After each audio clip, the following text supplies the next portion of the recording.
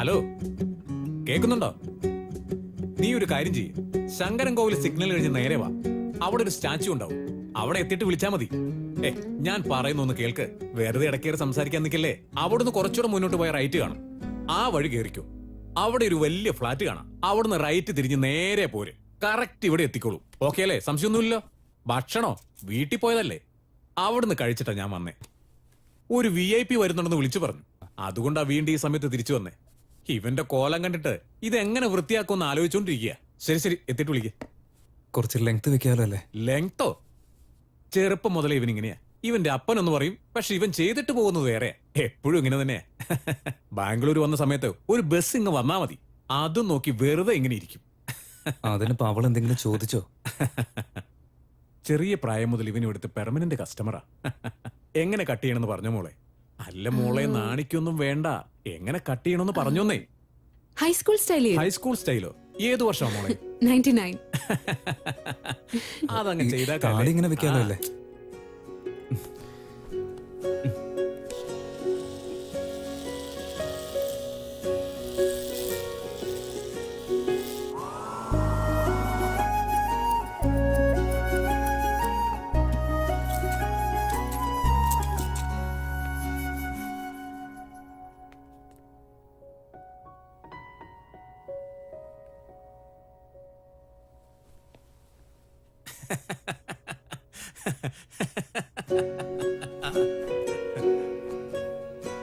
എങ്ങനെയുണ്ട് മോളെ? ഓക്കെ അല്ലേ? സൂപ്പർ. മോളെ ഇതുപോലെ ഹൈസ്കൂൾ സ്റ്റൈലാക്കി മാറ്റി തരട്ടെ? വേണ്ട വേണ്ട. നീ കാറിൽ പോയിരുന്നോ? ഞാൻ പോരാ.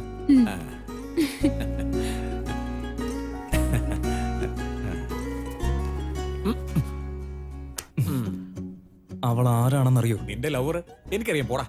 എന്തറിയാം നിങ്ങക്ക്? എന്തറിയാം? എല്ലാം എന്തറിയാന്ന്? അറിയാവുന്ന പറഞ്ഞില്ലേ? പോടാ. ഒന്ന് തന്നാനുണ്ടല്ലോ. പോടാ. വെറുതെ ഓരോന്ന് പറഞ്ഞു മനുഷ്യൻ. പോടാ പോടാ. ഞാനുണ്ടല്ലോ. ഇവനൊരു മാറ്റവുമില്ല.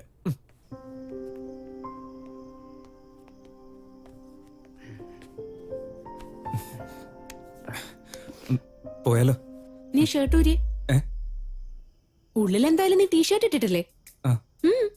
പിന്നെന്താ? അല്ല പിന്നെ അത് വേണ്ട. റാം, ഷർട്ട് ഊര്.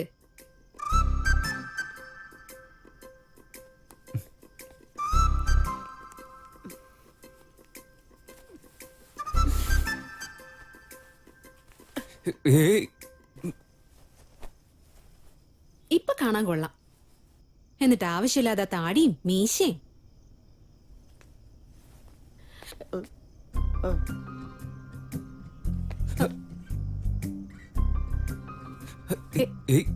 ജാനു, നിന്റെ ഉദ്ദേശം എന്താ? Ram, are you virgin? അയ്യോ എന്റെ ദൈവം, നീ എന്തൊക്കെയാ ജാനു ചോദിക്കുന്നത്? നാണക്കേട്. സത്യം പറ റാം. നീ സിംഗപ്പൂർ പോയപ്പോ വളരെ മോശക്കാരിയായി കേട്ടോ. ഇനി മുതൽ ഈ ഇംഗ്ലീഷ് പടം കാണാനൊക്കെ കുറച്ചേക്ക്. പോവാം. ജാനു, ഇത് ആരെയും കണ്ട മോശമാണ് കേട്ടോ. നീ എന്താ വിചാരിച്ചിരിക്കുന്നെ? ഞാൻ എന്ത് ചോദിച്ചാലും അതിനൊന്നും ഉത്തരം തരാതെ ഒഴിഞ്ഞു മാറി പോവാനാ?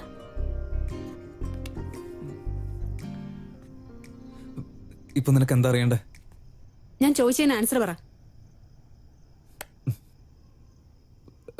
വാ, കാറിൽ പോകുന്ന സമയത്ത് പറയാം. വാ.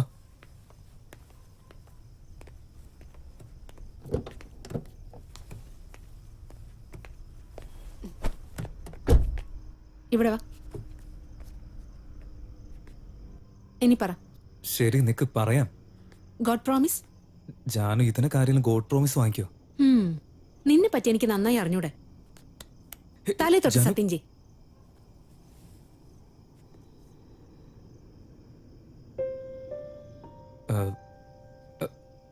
അതെ, ഞാൻ വെർജിൻ തന്നെയാ.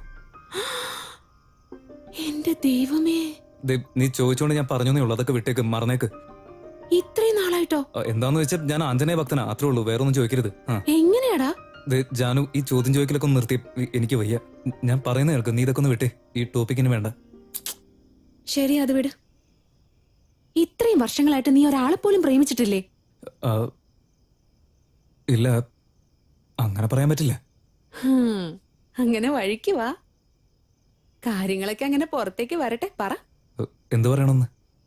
അതല്ലടാ, നിന്നെ പോലുള്ള പയ്യന്മാരെയൊക്കെ പെൺകുട്ടിയൊക്കെ പെട്ടെന്ന് ഇഷ്ടാവുമല്ലോ. എന്നിട്ട് നിന്റെ കാര്യത്തിൽ എന്താ പറ്റിയത്? എന്നെ പോലെയോ? അതെ, എന്നെ പോലെന്ന് വെച്ചാ? നിന്നെ കാണാൻ ഭയങ്കര ക്യൂട്ടല്ലടാ. എന്നിട്ട് ആരും ഇതുവരെ പറഞ്ഞിട്ടില്ല?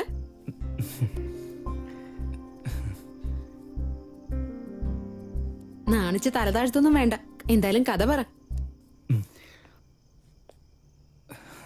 അത് എന്റെ കോളേജിൽ ഭാരതി എന്നൊരു കുട്ടിയുണ്ടായിരുന്നു, അതായത് എന്റെ ജൂനിയർ.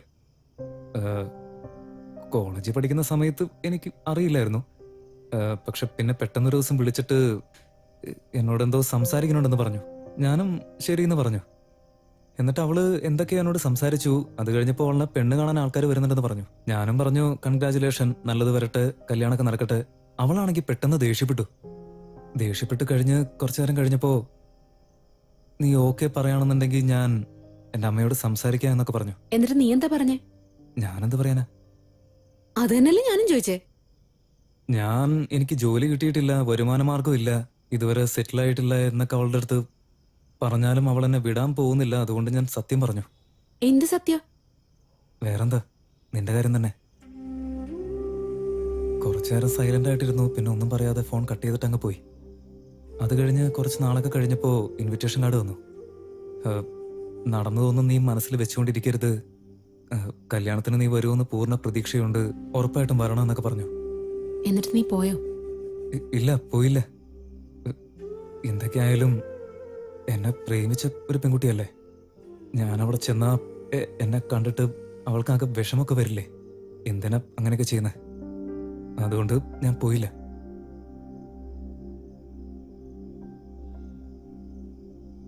അന്ന് എന്തുകൊണ്ടാ നീ എന്നോടൊന്നും പറയാതെ അങ്ങ് പോയത്? അതിനുശേഷം എന്നെ കാണാൻ പോലും വന്നിട്ടില്ല. എന്താ ചെയ്യേണ്ടതെന്ന് എനിക്ക് ഒരു പിടിയില്ലായിരുന്നു. പെട്ടെന്ന് നീ പോയപ്പോ എന്തോ ജീവിതത്തിനൊരു അർത്ഥമില്ലാണ്ടായി. PUC പാസ്സായത് തന്നെ എങ്ങനെയാണെന്ന് അറിയില്ല. വീട്ടിലുള്ളവരൊക്കെ എനിക്ക് കല്യാണം ആലോചിക്കുമെന്നുള്ള പേടിയുണ്ട് ഞാൻ ഡിഗ്രി കംപ്ലീറ്റ് ചെയ്തു. എപ്പോഴെങ്കിലും നമ്മുടെ പഴയ ഫ്രണ്ട്സിനെ ആരെങ്കിലും കണ്ട അവർ നിന്നെ പറ്റി എന്തെങ്കിലും പറയുന്നുള്ള പ്രതീക്ഷ ഉണ്ടായിരുന്നു എനിക്ക്.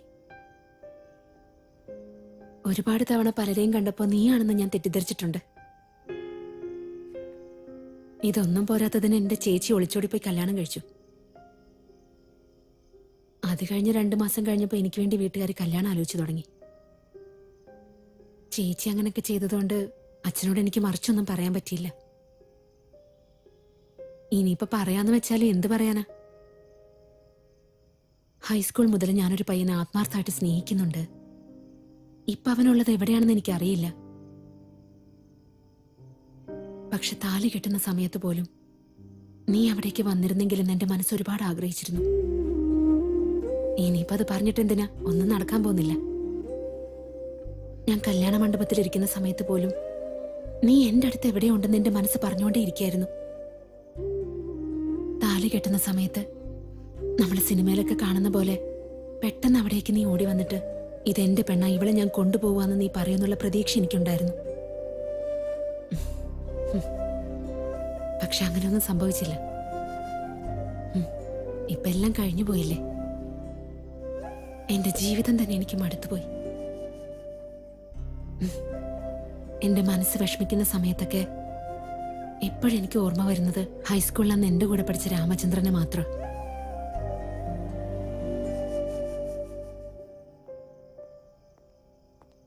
സർ, ഒരുപാട് ലേറ്റായി. വണ്ടി ഒന്ന് എടുത്തായിരുന്നെങ്കിൽ. ഞാനിപ്പോ തന്നെ മാറ്റാം. ശരി, കേറി ജാനു.